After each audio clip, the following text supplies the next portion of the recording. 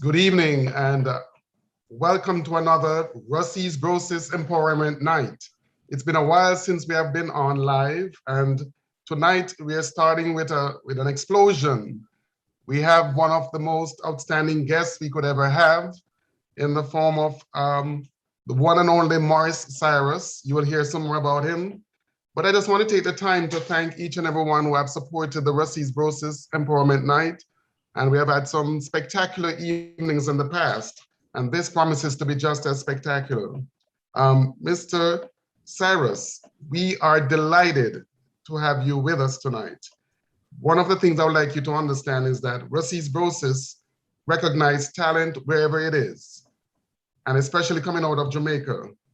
We don't have a camp that we're just completely dedicated to. We want to recognize talent wherever it is. So tonight is your chance to share your story, the way you see it. We can tell you what we see, but we'd like you to feel comfortable to give us some of the things that we might not even be aware of. But I have a few things in mind, but I just want to let you know this is your evening. The next hour is yours.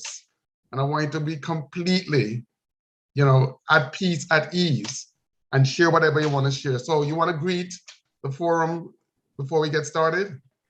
Yeah, I just want to say the feeling is mutual. It's a pleasure to be invited. Rusty's, we were rivals on the field. Now we have a great appreciation for each other and yes. The initiative you guys are taking on. So it's a pleasure to be here. Personally want to apologize for the late start. Due to technology, I'm a technologist, but whatever can go wrong will go wrong sometimes. Don't even worry about that. Don't even mention that. We're good. We are just delighted that you're with us. All right. And good evening to your viewers as well. Beautiful. So just want to let you know that for those who are watching this, this live stream, we want you to, subscribe, like what you see and subscribe, because it gives us the feature and allow others to know that something big is happening. And that's what we want to do. We want to really start telling the story and telling history so that, people have a chance to know that they're appreciated. And before anything goes on right now, I want to, on behalf of Rusty's Brosis Foundation, say thank you for what you have done for Jamaica soccer. Your contribution is significant, and we'll go into some detail, but I just want to start off by saying thank you. You have allowed the bar to be raised, and guess what? If in your time it was this time, you'll be playing for one of the major clubs in the world.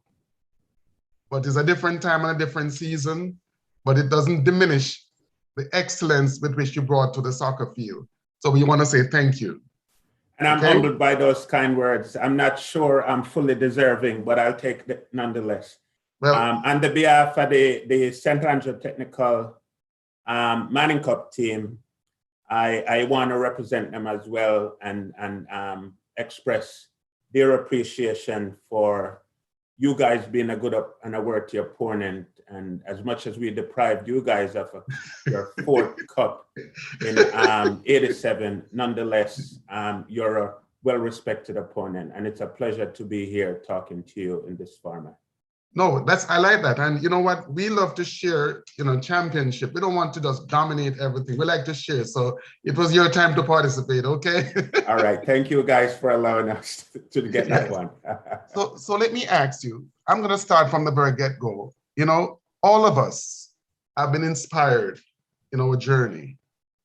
As you look back at your early years, especially during your teen, can you identify any individuals who were just right there in your corner that allowed you to be the best version of yourself at that time in your life? I just want to start with that because sometimes they don't get to hear it, and this is a chance for us to tell that story. Talk to me. I never had a shortage of that, though. I was fortunate enough to live in an area in Jamaica where I normally say we have the most males in any square area in the world. Wow. The beauty with that, the influence that came from that environment was football. We eat football, we drink football, we dream football. And that was the peer that was the influence, because we're all influenced by our surroundings and our community. So I was fortunate to be in a positive environment. Nice. Where football was our weakness, and I had a lot of role models. I want to start off by acknowledging my brothers. I came from a large family. Was the second to last of 6. Wow. Looked up to all of my brothers who were good role models. I'll mention a few of them: Dwight, Wayne, Horace, Jonah Blacks. Were good role models. I grew up in a community where you were raised by the community. Nice. It wasn't just your family or your immediate family. We were a community. At the time I moved to Waterford in 1976, it was a new community. Yes. Most of the people who moved there were first-time homeowners escaping the crime and violence of the 1976 election in Kingston. So there was a level of pride and joy to being a homeowner, and that kind of flourished in the community. It was a new community. Most of who moved in just as it was built. So we had that community-ness. And just growing in that environment, a lot of positive influence. To name a few: Oral Harrison, Raymond Green, you just name it. Ron Boudoir, and everyone within the community. But I singled those people out because it didn't matter how well my game was playing soccer.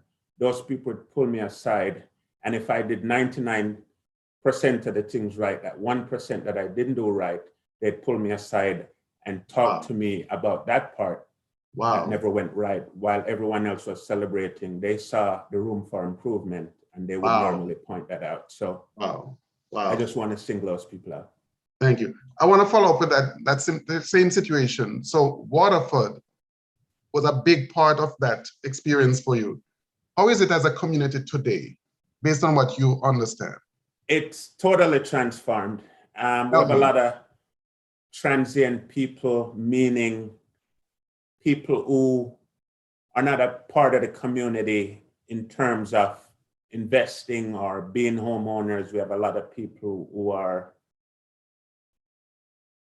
transient in meaning they're passing through. So they're not as vested in the community, whether they're a renter for a year or two. Versus when we lived there, the people who were there lived in the community. They were always, they felt a part of it and was invested in it being successful or being a role model organization. So it's different now.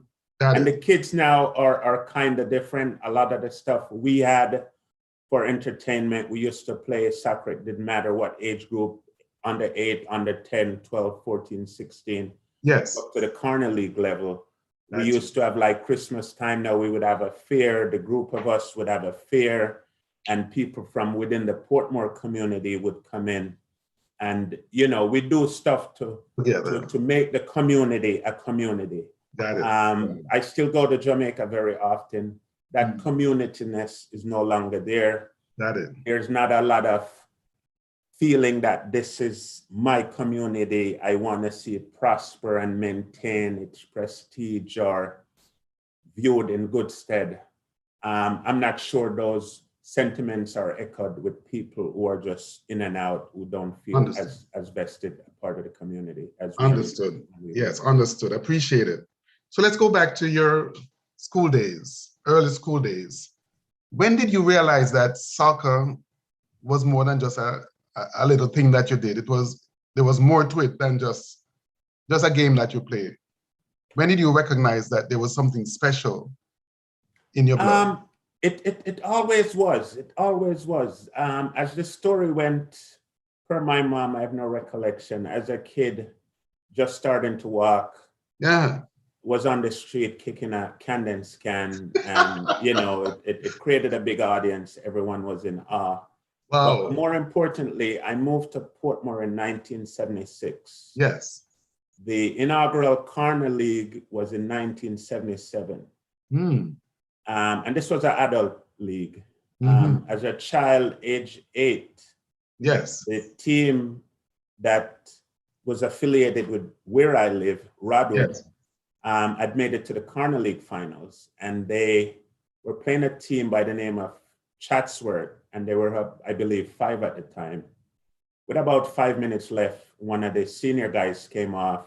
I showed potential as an 8-year-old from that early, and someone just came off and put on the gears on me and sent me on the field. So I could play as an 8-year-old. I played in a Corner League final. So wow, it started that early for me. But not only that, the community I grew up with, football. We had a football field right in the vicinity of where I live. Yes. Back then, we used to watch Big League International, which is now EPL. And the regular practice was you would sit, you either eat your dinner while you're watching the game. As the final whistle blow, you run onto the field, because back then it's the first 22 would play. If you never got out in the field, you may or may not get a game depending on how tired someone on the field wow. is. So wow. football was always part of the DNA. I came from that, living in Jamaica and being able to play football. It's everyone's dream to play Manning Cup, because back then, and if you're in the rural area, it was the Costa Cup. But schoolboy football, let me just put it that way. It was everyone's dream, because back then it was one of the best run, and probably still is the best competition back then. Because for one, you were a captive audience. You had no obligations, no nothing. You were just a body. You go to school. Coaches could have you 7 days a week from 2 till sunset. Normally, if you're playing the National League or Major Leagues, most people are working. You leave work at 5. By the time you get to your club, you have 45 minutes worth of sunlight. So the Manning Cup allowed for good fostering and good teaching of the game, and it had corporate sponsors. It had a huge following. So that was a competition that everyone wanted to play. And as someone who played ball, it was everyone's dream, including mine, to play Manning Cup. So that was the progression for me. Beautiful. So for Manning Cup, which school did you attend, by the way? I know which school it is, but for the audience's sake, which school did you attend? I went to St. Andrew Technical High School. Nice. Played 3 seasons for them. Yes. And under Coach Liebert Alleman, we ended up in our first season, we didn't do too well and we didn't do too badly. Okay. In our second season, we ended up missing the semifinal by either a goal or a point, and Charles Smith went to that finals. I think they ended up losing to Casey that year, but we ended up playing for 3rd place against Jamaica College. Wow. And we tied. So we ended up coming 3rd in 1986. Okay. In 1987, we went on to win. So about what form were you in when you represented the school in Manning Cup? I was in... for the first time. I'm thinking probably about 9th grade. Wow. Yeah. Wow. Probably, 9th grade. You made the first 11 in 9th grade? Yeah, I made the first 11. Wow. I could have played in 84 when I first started, but by the time I'd gotten into school, I never started at Stats initially. I never passed my common entrance, so I ended up going to Waterford Secondary. Got it. 2 years, and then I went to Stats. But by the time I got in, the team was already formed, because back then Manning Cup was training from about January, February. What? So by the time I got there in the summer, the team was already a unit. Wow. So I ended up training with that team, but I wasn't on the team.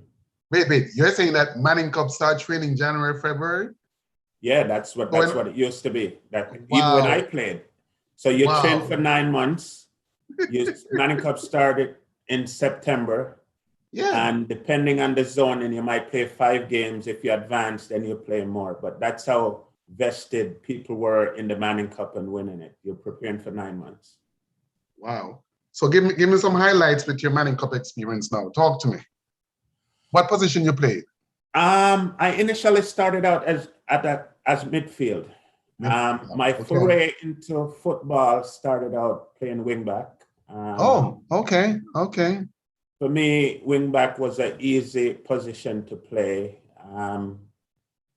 You basically concentrating on what's in front of you, what's to the left of you if you're a right back, what's left if you're a right back. Right. So it's just what's in front of you, what's to the left of you, and what's diagonal of you. Which wing did you play on? Which one, left or right? Which side did you play on? I was a left back. Left back, okay. But that was my foray into soccer. When I went to Stats, I was a midfielder. Oh. So I played midfield in 85. In 86, I transitioned to center forward because I used to play a top. The link used to play in a diamond formation. So I used to play the top, and I used to roam between the center forwards. And as a result of that, I started playing center forward in 86. They used to score goals. That's why they put you center forward. You used to score pretty goals. much. And I mean, playing the top of the diamond was easy. It's harder to be playing with a defender in your back for 90 minutes versus running forward and facing the defender. So it was always easy, especially if you have defenders who were making space for the midfielder who was coming through. So nice. That was a good role for me. But check it out. You move from left back to midfield to center forward. You're dangerous, man. You're dangerous. Somebody saw that. That's how football was back then, you know. I mean, and most teams, I mean, now you have centralized roles in football, but back then you went out for a team and the coach would pick the 11 best players. So even if you had 11 center forwards, he'd pick the 11 center forwards and put people in other positions, because the game, or we thought the game was back then, is once you understand the game, you can play in a position. Exception of in goal. And then when you go to teams, your intent initially is to make the squad.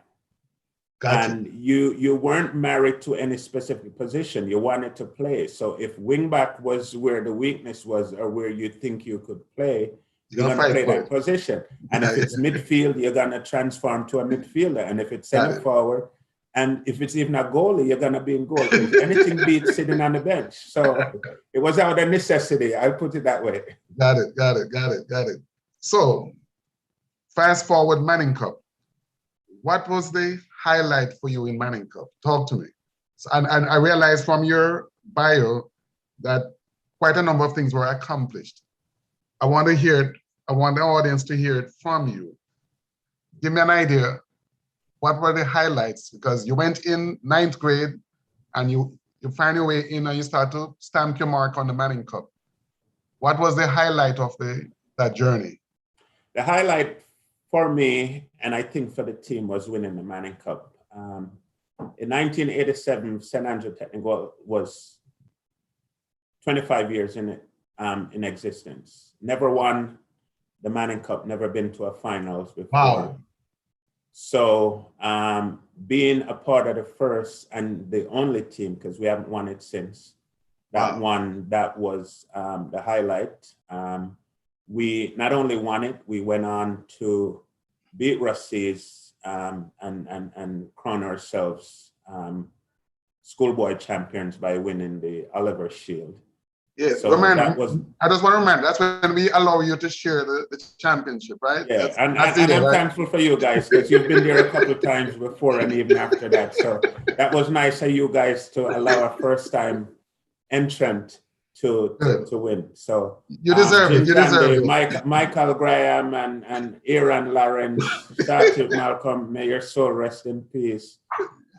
Christopher Gibbs and Agla. And Philip Wang and Fabian Lawrence. You remember the names? Yeah, my you goodness. have to know those guys, man. Very good team. That was a pleasure playing against those guys, you know. Nice.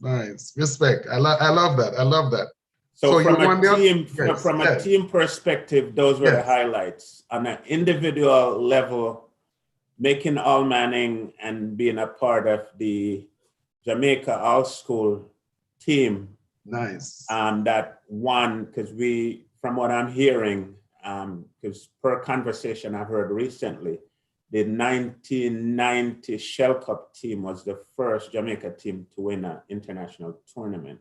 Wow. On the senior level. So when I played, our juvenile team, we won the Caribbean tournament.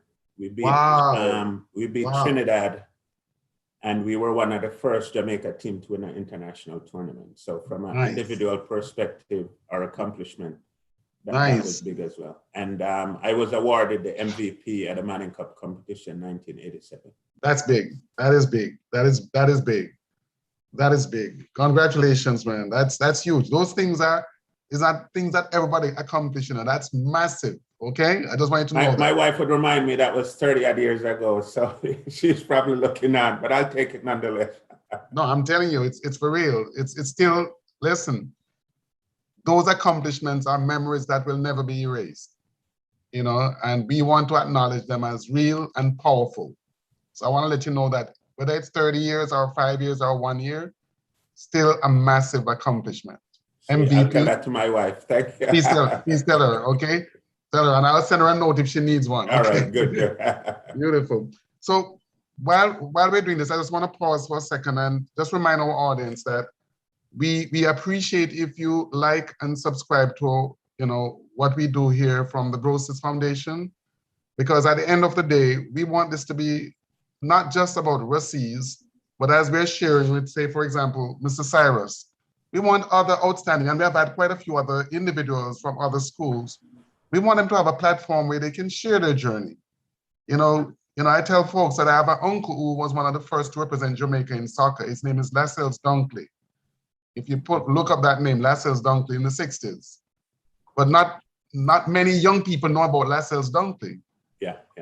But if you were in the 60s and 70s, you know that he was one of the best left wingers. You know, it was outstanding. We done a good job documenting our history. Exactly. So this is a chance for us to start talking and telling our story so that others will know. So again, we're encouraging folks to like and subscribe so that whenever things are happening, they will also be notified. So after you left Stats, there were some things that you did with the National Water Commission, some of those competitions you participated in. Talk to me. Yeah, so I left Stats. Well, while I was in Stats, I played for Port Morant United. That's a team in St. Thomas. Yes. I wouldn't say one of the first professional teams in Jamaica, but we had a guy there who was trying a professional thing. He had some international players. Nice. He had some players from the US. He had a guy by the name of Russell Latapi out of Trinidad who went on to play for Porto in Portugal. Wow. In Europe and did very well. We had another guy by the name of Lewis, I believe his name was, who was another Trinidadian who was doing well at the time as well. So after Manning Cup and during school, I played for them briefly. And then I went to Boys Town. I played minor league. Minor league is a Kingston and St. Andrew corporate area under 16 competition. Okay. Referred to as minor league. I don't know if there's a rural equivalent. So I did play under 16 for Boys Town. So by the time I was done with high school, I went and played for Boys Town. So it was during that time playing for Boys Town, I started working at the National Water Commission, and I played the business house for them, and we won the business house and the business house knockout competition. It seemed like everything you put your hand on turned to gold, man. It seemed there was something going on. Yeah, I like that. That's good. With Boys Town, at the time when you represented Boys Town, which team was like your major rival on the National League? Well, I would say no one, because we went on to win all 3 competitions that we played that year. We won the Major League, which is it would be equivalent to Kingston and St. Andrew Division 1. In the rural areas, they refer to it as Division 1. In the Kingston and St. Andrew area, it was referred to as the Major League. So we won the Major Leagues, and then we won the National Premier League when we beat Seba. One Love in the stadium. I was the goal scorer that game as well. What? And then we went on to play for a cup that's called the Challenger Cup. So the Challenger Cup is all the Division I winners of the various parishes play, and the winner that was won the Challenger Cup. So we ended up winning that as well at Boys Town. Wow. Wow. Have mercy. So then for the Major League, which team you had to beat? Which team you had to beat? We beat Marvelly and UNDN 5-0 in the finals. I think we beat them. It was a 2-leg finals. We beat them 2-0 in the first leg, and we beat them 3-0 in the second leg. So it wasn't like Arnett Gardens or Tivoli Gardens or any of those teams? No. We beat those we beat them on our way to the finals, and I think we beat them also in the National Premier League. Wow. No, again, every team that you have played for in Jamaica, you went to championship. You realize that? Yeah. I was fortunate enough. Yeah, and I have some good memories. And I contributed to a lot of those winning too. In the Manning Cup finals, we played the Manning Cup finals and we won 6-1, one of the highest margin in a Manning Cup finals ever, as far as I know. I scored a hat-trick in that final. I think I'm one of the only players in the history of the Manning Cup that has ever scored a hat-trick in a Manning Cup final. Wow. And then in the Oliver Shield, I scored a lone goal in defeating Russies. I like saying that. I get a job. I'll take it. and in the National League finals, I scored a lone goal in that final. Against Seba, right? Yeah. So, it's interesting because there's no one man that plays soccer, no one man that plays football. But it's interesting that every team that you played on went to the final and won the championship. And there's something about what the energy that you brought, and also the fact that you were able to create teamwork among the other players. So it's not like, because if it was you alone, you could be the best player in the world, unless you have a team supporting you and passing the ball to you and what have you, or defending, you couldn't win those championships. So it's amazing. There must be something that you were doing why people would gather around with you and work with you to get to that goal. Talk to me. You're absolutely right. I won't take credit. I would say I was fortunate enough to fall into some systems where there was good camaraderie.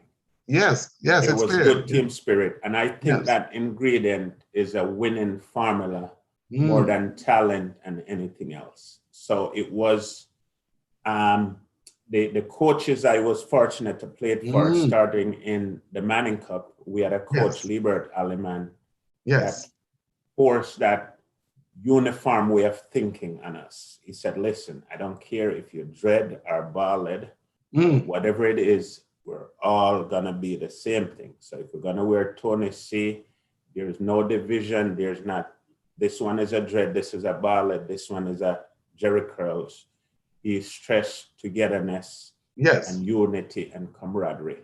Nice. It started from that. And just being a part of that, the way we were as a team, we eat, sleep, and talk football. The center forwards used to hang out and at school. Those were your people you surround yourself with. The defenders used to hang out in their own little crew. The midfielders in their own little crew, the center forward in their own little crew, where we build that. So that was the recipe. So again, like you rightfully say, it was a team effort. Even if I scored 3, had the defenders not done their job, potentially we would have lost 4-3 or 5. So it was an all-round, but it was my job to score.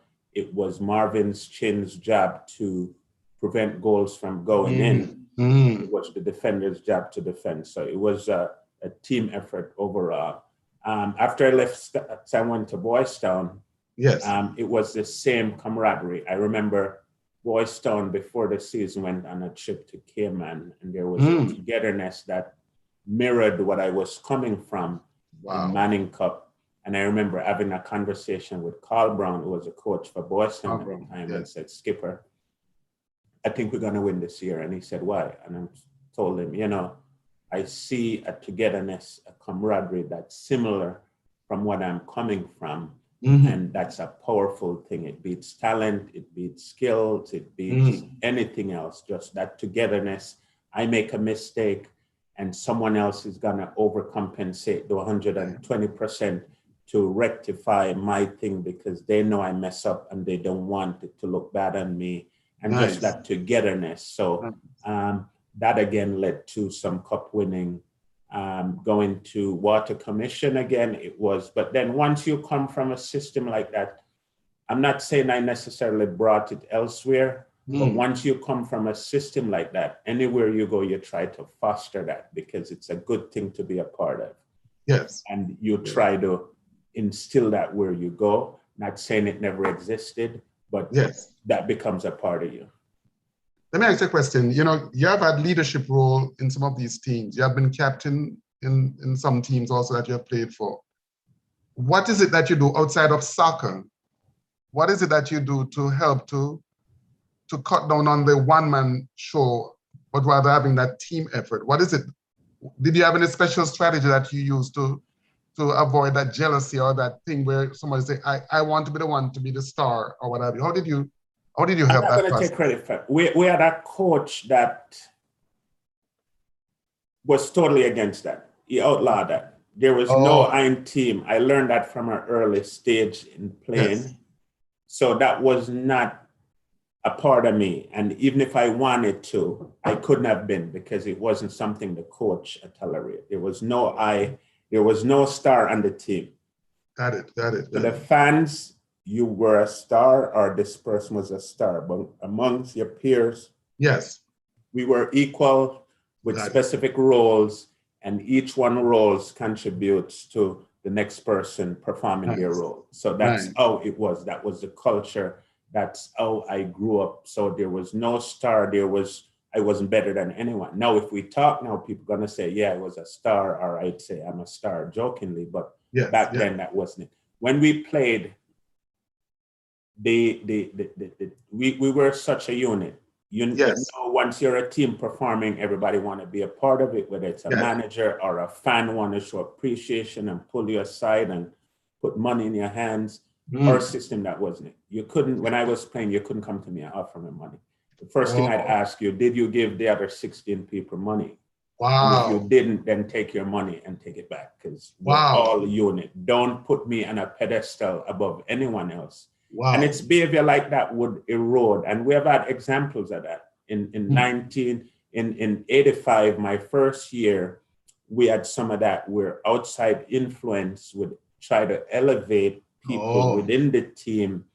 And then people would start to play for their friends or sections at the stands because rather than pass this ball, I'm going to shift this guy to get a ray in the stands from the crowd. So the coach was definitely against that. And that was something that we just weren't allowed to do. And from an early stage, that was kind of inputted in our brain that that's not how team operates. So we all learned that and that's how we operated. That's beautiful. That's beautiful. So now, just before we get to your migration to the United States, while playing soccer, did you have your eyes on any career outside of soccer? Was there something that you wanted to pursue while you were in Jamaica? Anything in particular?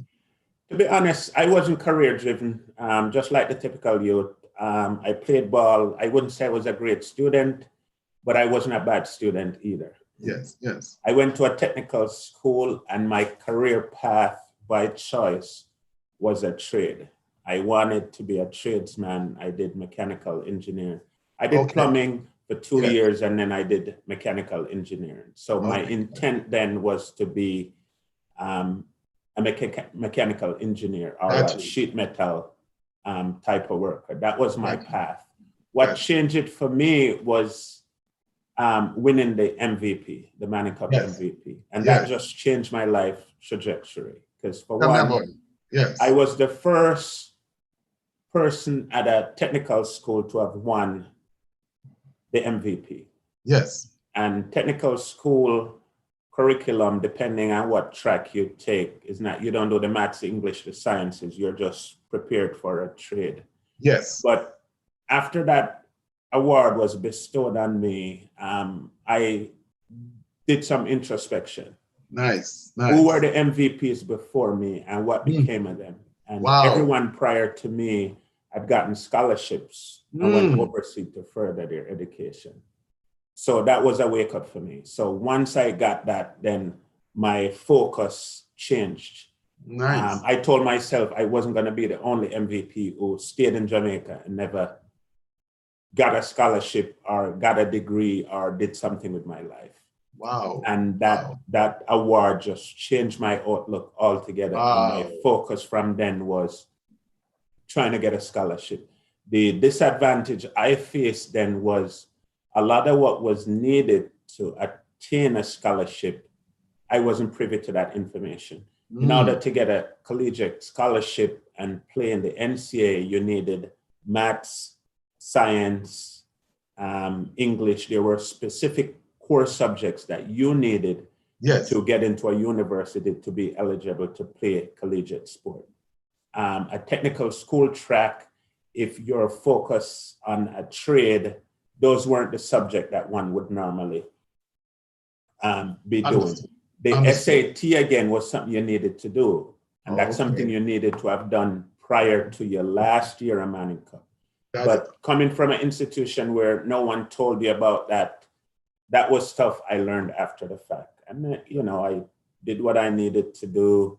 I came to the States and I came to the States and excuse me, the noise in the background is my daughter coming from soccer practice. So she's banging on the door. So let me get back. So a lot of that wasn't known to me. I reached out to some coaches, sent clippings and highlights of my playing. Yes. Got some interest. And the recommendation was for me to go to a community college to build up and get some of the subjects that were needed. I came here and I got a scholarship to go to Mercy College in Dobbs Ferry, New York.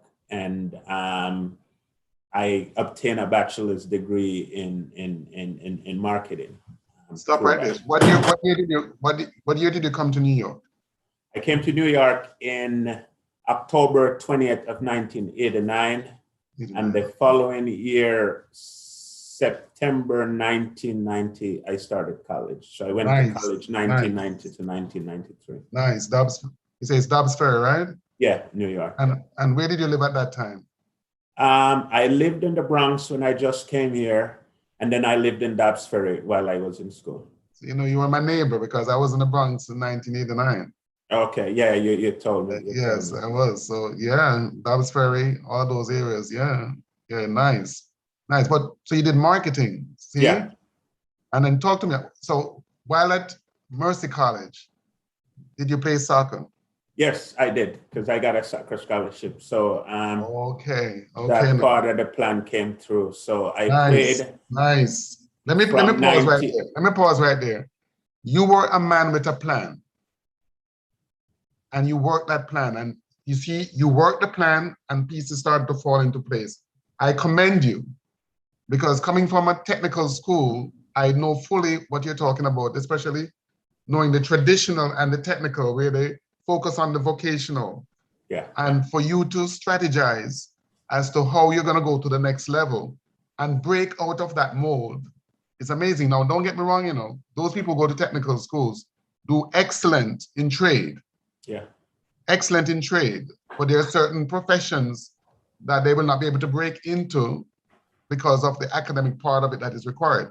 But you decided to switch gear and you created that strategy and you worked it and ended up with a bachelor's degree from Mercy College. Yeah. Congratulations. That's significant. So tell me about the soccer now. Tell me about how that worked out.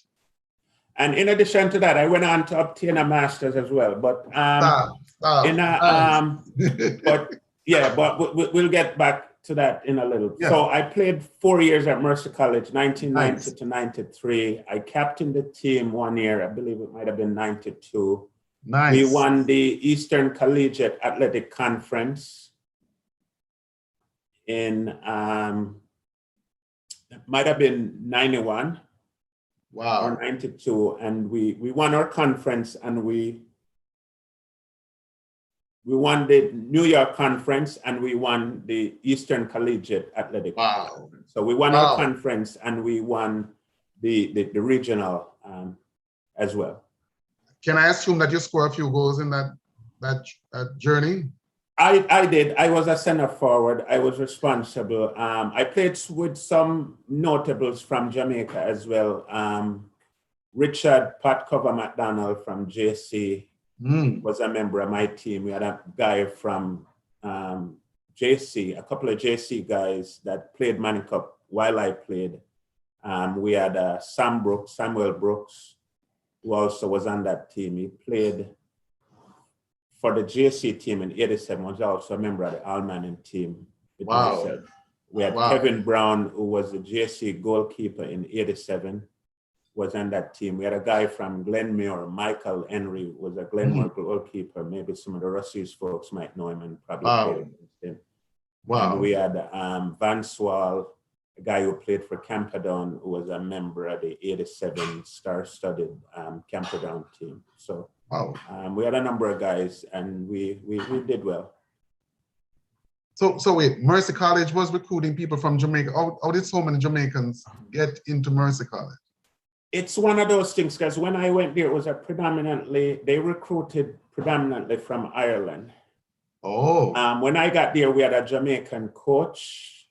Oh. And once you go in and you perform, you put a hand out and you try to help up somebody else. That was a gateway for a lot of us. But a lot of us came internationally. And, back then time, it was rough.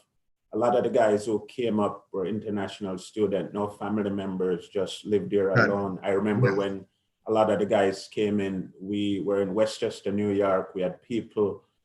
You get a scholarship, it's tuition. It doesn't cover room and board. So wherever you have a family member, that's where you're gonna reside, and it doesn't matter how far or how long it takes you to get to school, you're gonna commute from there. So I had a car early on. I lived in the Bronx. I used to go to Queens, New York, pick up people, Brooklyn, New York, pick up people, come back in the Bronx, pick up people, and then head to Westchester, because we're all immigrants coming here, trying to make something of our American experience. And, I was fortunate to have a ride, and that was it. We used to go to all the toll boat.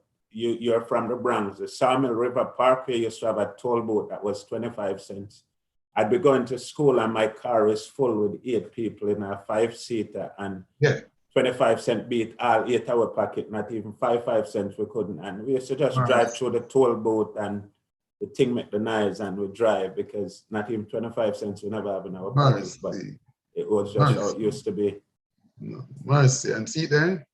Nice. Congratulations, man. Congratulations.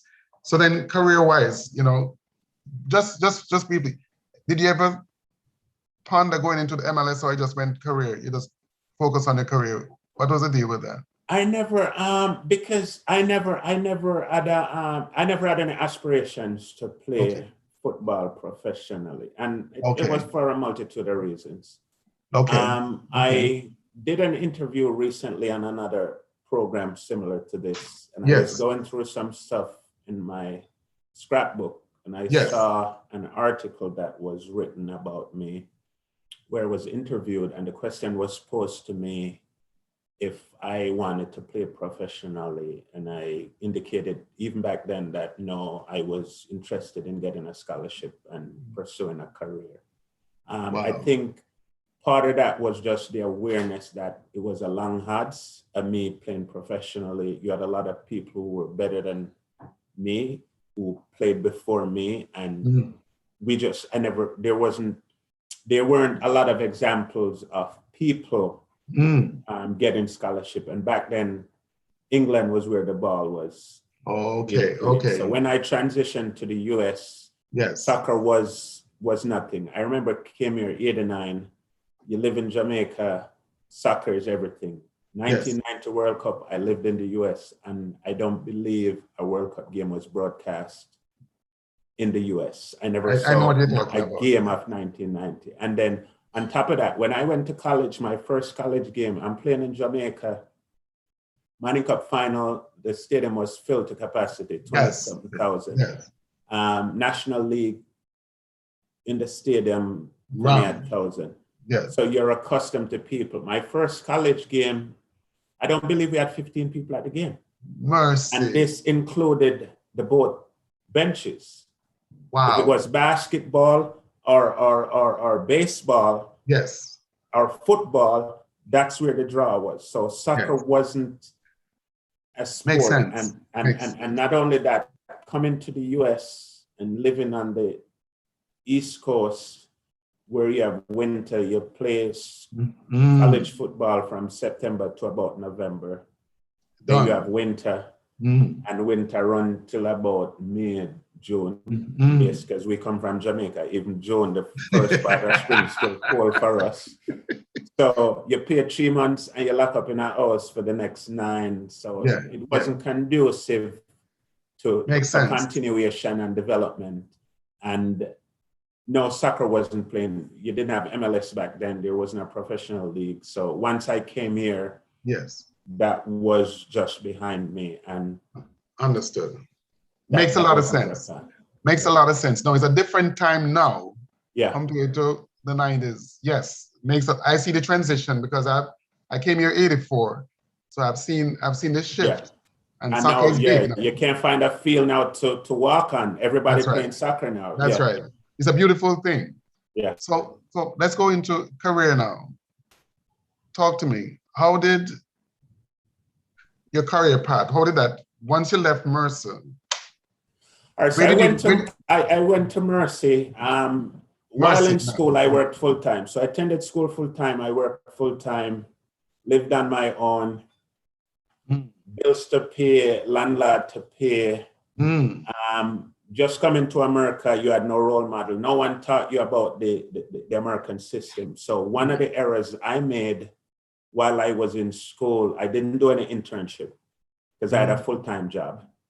But the job I did was unrelated to my degree. I used to work with emotionally disturbed kids. I worked as a youth counselor with kids who were watered estate. Crisis intervention specialist. Right. But my degree was in marketing. So by the time I finished school, I had 4 years in a field unrelated to my degree. I came here, I had a thick Jamaican accent, marketing as a local Jamaican for break into that and not having related experience was a hindrance. So, and no one was there to kind of school you with that. And even if I knew, I wasn't sure I would have had the luxury to do an internship, which wasn't paying versus a full-time job that's sustaining me. But once I realized that, I finished college and I started looking and it wasn't panning out. So I went back to school and did my master's in information systems. Nice.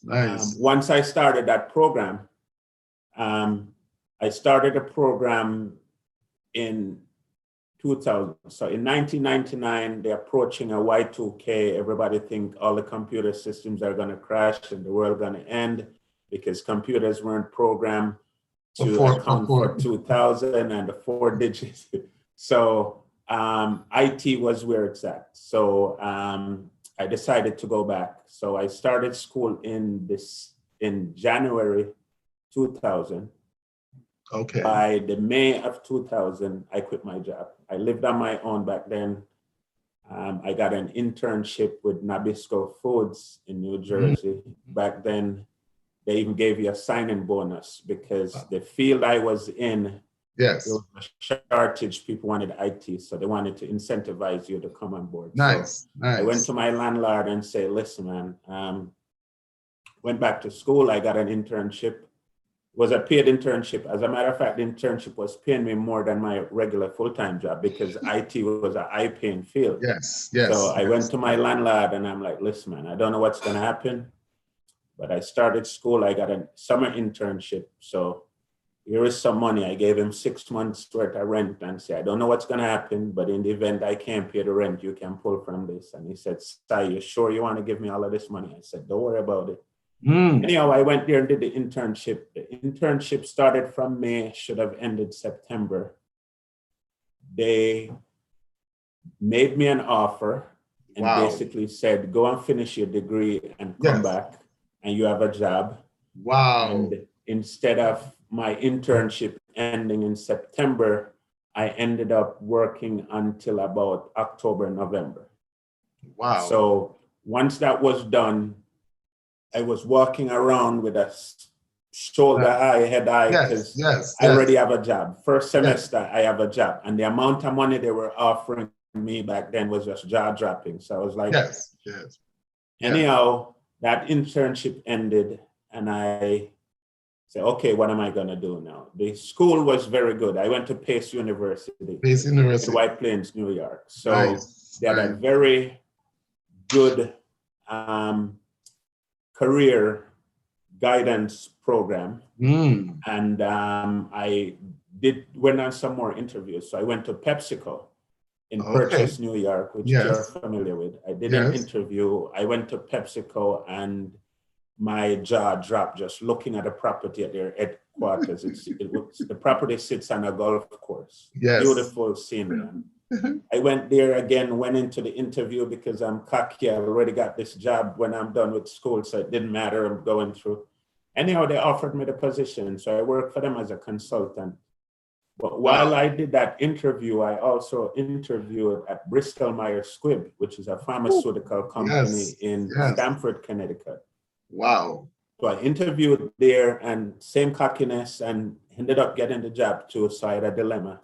Two great companies. I wanted to network just in case I want to jump ship.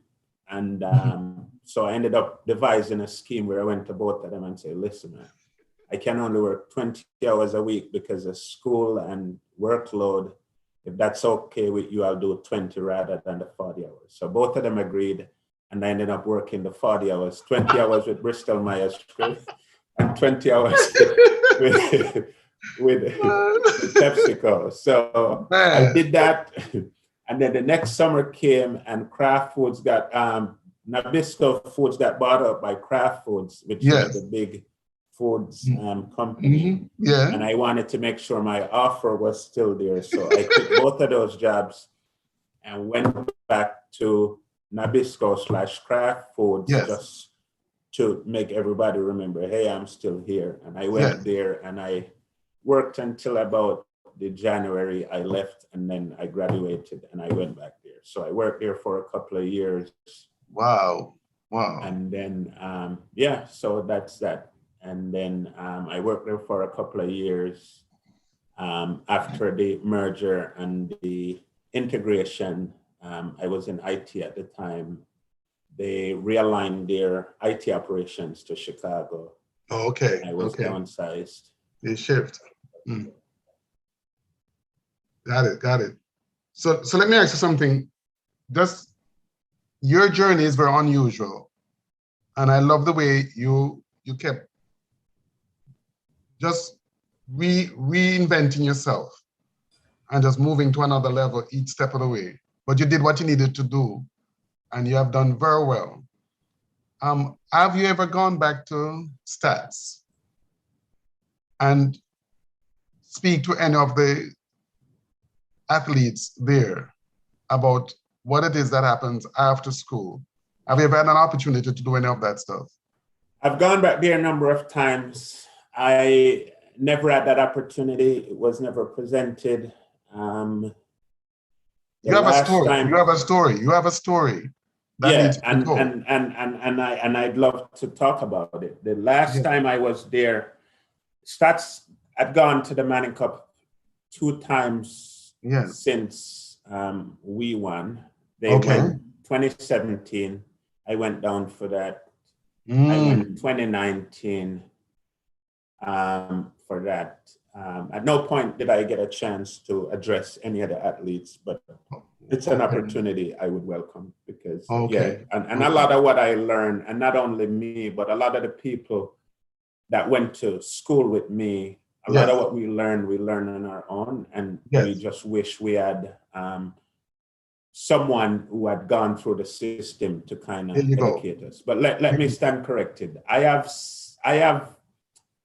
spoken to people within stats about a few years ago. I did reach out to some of the players and kind of school them. They had aspirations about coming to the US, scholarships, and just kind of letting them know, you know, if you're aspiring for a scholarship, what's the preparation you need and how soon you need to make those preparations and what you need to have. I think a mistake a lot of them were making, or some of the mistakes they were making, was waiting till they play Manning Cup their last year, performed well, and then they were preparing to do the SAT and the necessary subjects to get a scholarship. By then, most of the scholarships were awarded. So they needed to have done that much earlier. Right. We have a conversation. Just before we get into the last section of our interview, I just want to encourage our viewers to like and subscribe to the Brosis Foundation so that we can have a wider audience and so that you can be notified when special events like these are occurring. So you can be notified then. But also remember that the Brosis Foundation also has a block drive. So if you go to our website, you will see the block drive. Go check it out and see what you can do for the Russell's Brosis Foundation. We would appreciate whatever you can do. So back to you, Mr. Cyrus. In your journey through soccer, through career, through college, through career, you met someone. You mentioned earlier on, someone was straightening you out about 30 years ago. You mentioned the word wife. Okay. Tell us about your family. And you also mentioned your daughter coming home from soccer. So I heard that. And I don't want to let it pass because I believe, you know, your legacy will be a part, your family has to be a part of your legacy. So tell us something about your family. Okay. So my family, I saved my wife. She's here listening. So I have to say that. She got to curse me. But I've been with my wife 23 years. Nice. Congratulations. Legally married. I'm probably going to sleep in the doghouse because of this.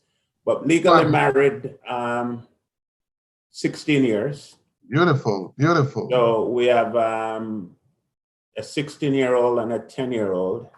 Beautiful. My wife was a part of this journey because when I decided to quit and go back to grad school, she facilitated that to some degree because, you know, had I not been able to pay my landlord, I was hoping and she would have been there to step in and bail me out at the time. She had lived on her own back then. But, you know, we were dating back then. We weren't that serious. So, so we have a 10-year-old and a 16-year-old.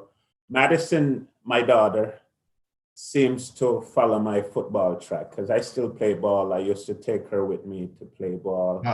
Wow. She plays for the high school. They did well. They won the county and went off to the state regionals and lost in the semifinals.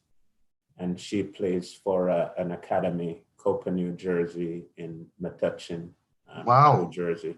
Nice. So she's doing well. And she runs track as well. She was freshman athlete of the year last year in track. Wow. And she plays soccer. And she's a straight A student. And so she's on her way. Classes and doing well. Beautiful. She's on her way. My son Matthew. Yes. Still trying to figure out what his calling is, but I see him playing an individual sport. He's a person that likes to be in his space. Okay. And I see him playing individual sport, but that's all right. So we're still trying to figure out what his calling is. Beautiful. Very smart kid though, but trying to figure out where he wants to go. If you were asked to give advice to, say, a young person in Jamaica, because part of what we do here, part of this platform is to inspire our youth to dream and to also have a plan and a strategy and not also to work that dream. If you had an audience of high school kids, boys and girls, who are looking to take part in sports, but also wanting to prepare for what life has to offer, based on your journey and your experience and your success, what are some of the things that you'd emphasize as you counsel that audience? I say first you need to surround yourself with the people you want to aspire to be like. I was fortunate that I came from a community where the influence was soccer. I remember at that early stage, you know, going to school, some days you get up, you didn't want to go to school, or you're not feeling well, you just want to cut school. But where I grew up, that was like a death sentence. Because if you cut school, you'd be the only one home. You wouldn't see anyone until 3 o'clock, 3:30. Wow. Who don't go to work is at school. So it was a ghost town. Wow. I know some community, if you get up and go to school, you feel like you're missing out because you're probably the only one, or the majority is home having fun. So you're thinking you're missing out. So it was the reverse for me. I'm going to go to school because I'm going to be bored, no one to see, no one to talk to. I could go to school, still learn, hang out with my friends. Nice. You know, when I come home, everybody who went to school is here and we can do that stuff. Beautiful. So your environment has an influence on you. But more importantly, sometimes we can't help where we're from or the people we end up around. I don't want to say that in a bad way. Yes. But we all have aspiration and what we want to be. So if you want to be a soccer player and a professional, surround yourself with people who played professionally. Bibi Gardner, if you're in Jamaica. Tapa, just anybody who, just surround yourself. Whatever you aspire to be, try to surround yourself with the people who have gone where you want to be. So you always have someone to encourage you. In terms of football, the opportunities are greater now than any time before. If that's a path someone wants to pursue, give it your all, but it's going to require dedication. You have to, if you want to be a pro, you have to think like a pro, you have to act like a pro, you have to prepare like a pro. Wow. You have to give it your all. If this is your calling, but at the same time, just know that football lifespan is 10 years. And think beyond that 10 years, because 30, 32, depending on when, you're considered old. You're lucky if you make it to 34. So what beyond that? So if you're going to be pro, it better be enough where after 32, 34, you can sit back and never work a day in your life if you don't want. But even so, it's always good to have a fallback, because the probability of going pro is a long shot nonetheless, even though there are more opportunities now. So whatever it is, it's not everybody cut out for school, it's not everybody, but just whatever it is, you get out of things what you put into it. Got it. So if it's pro ball, then you have to dedicate yourself and you have to put in the work and the effort and all that it is needed to be successful at it. If it's a career, then you have to put that in as well. But it's always good to have options. Never put all your eggs in one basket, because you never know. So then if I'm soccer, and you said soccer start in, say, Manning Cup, January, February, to start training like crazy. What about training affecting your ability to study, to keep your grades up? How do you balance that? Because isn't that a challenge? It's about prioritizing. You know, what was fortunate for me when I went to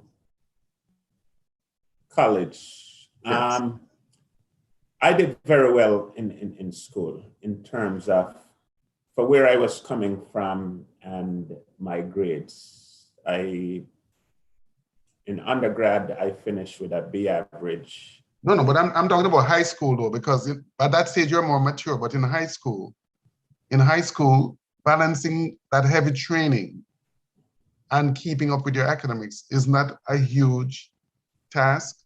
You help me because. That's a valid question. It's all about balance. I know a lot of programs after school, you have time between class and when practice starts. Oh, okay. That wasn't my experience in Jamaica. But I'm sure a lot of the programs now are preparing people for that. Okay. And if you are part of a program and a coach doesn't care about you beyond your athletic ability, then I think you should rethink where you want to play and whether or not you want to play for that coach. Got you. This is just me speaking off the cuff. This is not from first-hand experience. Yes. When we played, there was an emphasis on academics. It was just understood you were going to do it, but there were no provisions made for it. And it's not an indictment of anyone, but again, as a player, you must know what you want out of it. And I would want to think based on how soccer is structured in Jamaica now, there are accommodations for that. So if school ends at 3, you would expect soccer to start at 3:34, or you have time between, or you would want to have a coach that is going to facilitate. I know a lot of schools now, like the GSCs, have tutors coming. So you have some schools now that are emphasizing academics in addition to sport. So I would just hope that someone with a need for studying and stuff like that, the coaches and the programs would accommodate that. But if not, it's a personal decision, and whoever that individual is would just have to choose what's important to them. Nice. Well, listen, it has been a joy and a privilege for me to have this opportunity to share in this journey. I feel like I've known you for a while. You know, as a matter of fact, let me be honest with you. You remind me of a very good friend of mine, like a brother. His name is Kenute Connell.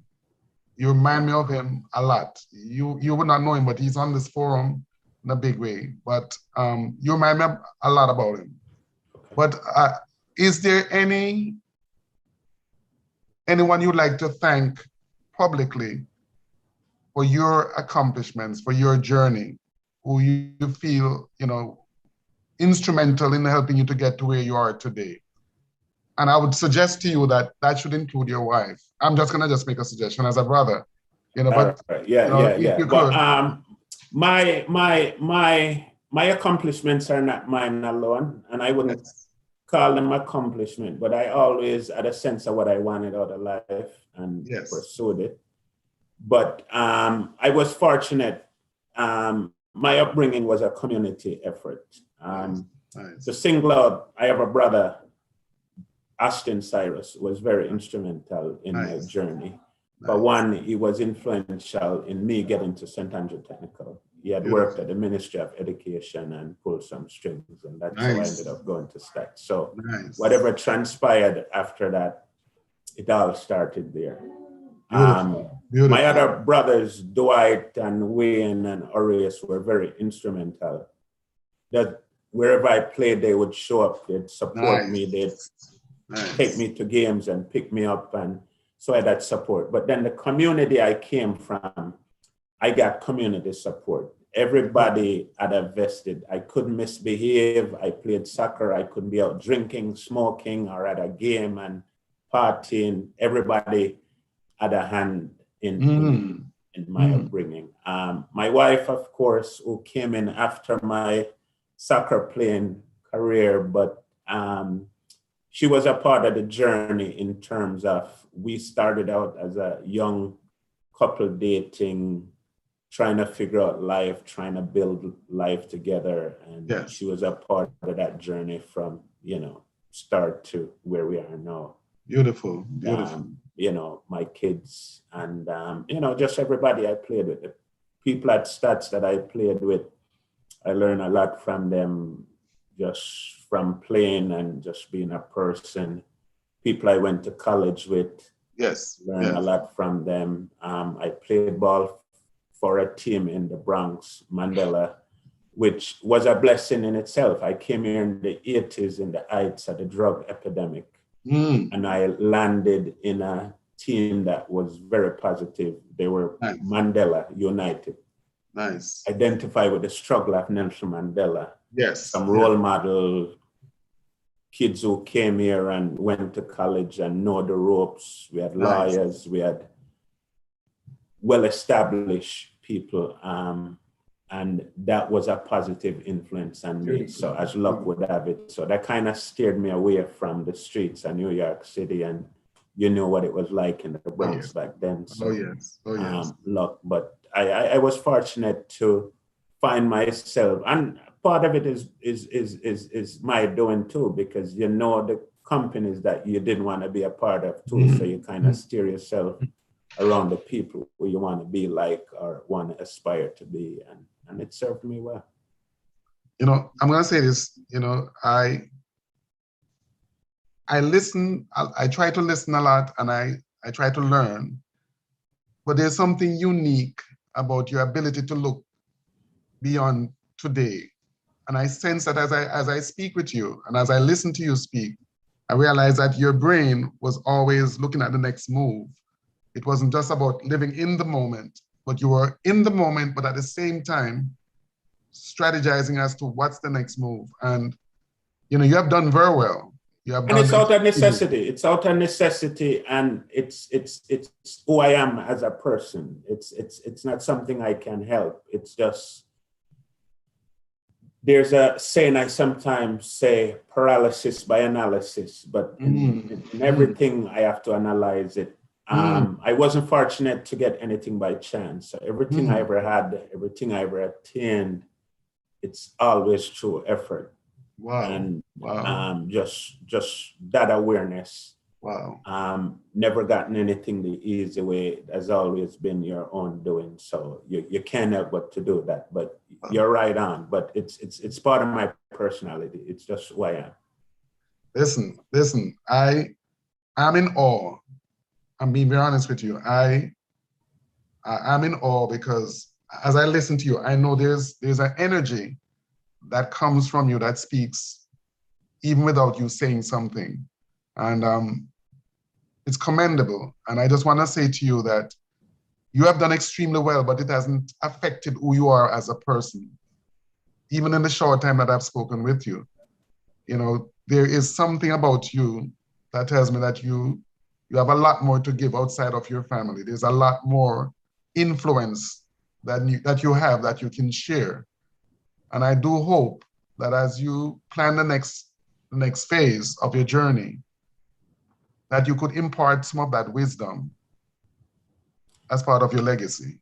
And I'm a willing participant. I have 2 little ones I'm working on, but I'm up for the challenge. And sometimes people have to seek and they have to want it though. Sometimes you can't, because 7 brothers, 7 different minds, everybody have different ones. Sometimes you can push or force your way or outlook on people. And if you see people who need the guidance, you're more than happy to. And some people shun. I mean, I've never been the one to dumb down things to make people feel good about themselves. It's just, I am who I am, but I'm not going to impose me on anyone, but I'm here to help all those who wish to be helped and feel I have something I can contribute. Beautiful. Listen, on behalf of the Brosis Foundation, I just want to tell you, thank you so much for giving us this time and for sharing your story with us. It is outstanding. It's distinguished. And I do hope and pray that our country, Jamaica, at some point in time, will find a way to recognize your accomplishment, because it's tremendous. It is tremendous. And I'm glad to be a part of a foundation that can see talent and respect talent. And yes, you did beat us. And yes, you did. And deservingly so, because it's good to lose to someone who can win and still be, humble in the process. And you deserve all that you have accomplished. And I do believe that there are even more successes ahead for you. Again, on behalf of the Brosis Foundation, we thank you. And for all those who have listened in, tuned in, we thank you for sharing this time with us. And Mr. Cyrus, it has been a pleasure.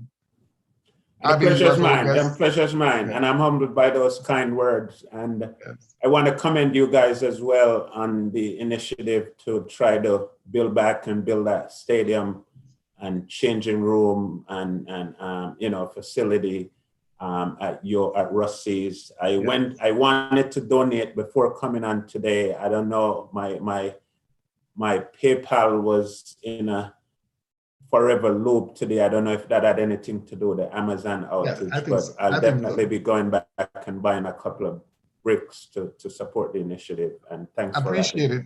Appreciate it. And you're in touch with Troy, our president, Mr. Malcolm, our president.